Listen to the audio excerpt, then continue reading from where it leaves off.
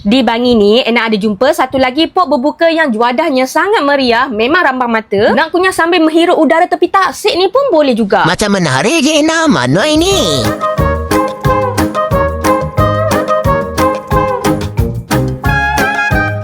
Kat bahagian luar ni tersusun berderet bahagian live cooking diorang. Paling laju yang Ina nampak bahagian sate dan kambing golek. Pak sate ni jangan risau, habis je akak ni dah sedia nak bakar dan topak. Bukan sate je ada tau, sata pun ada kat stesen ni. Dan tak payah korang pergi ke Taiping dah. Dekat sini pun ada sotong kangkung. Ada apa lagi ya?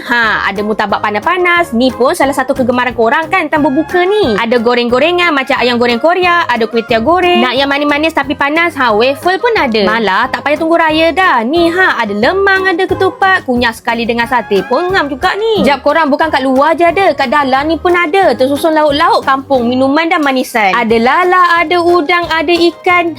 Ikan patin tempoyak pun ada. Ada ayam dengan pelbagai jenis masakan. Ada pelbagai jenis sayur. Yang kerabu pun apatah lagi. Kerabu perut ada, kerabu kerang ada, somtam ada, mangga ada. Serius senang cakap, memang ramah mata. Rasa semua nak kunyah. Yelah, puasa kan. Lagi-lagi tengok air balang yang tersusun helok kat tepi ni. Meriah kan? Ini baru sikit nak tunjuk tau. Ada banyak lagi. Apa lagi kau Jom ajak family korang kunyah dekat sini. Memang marem weh.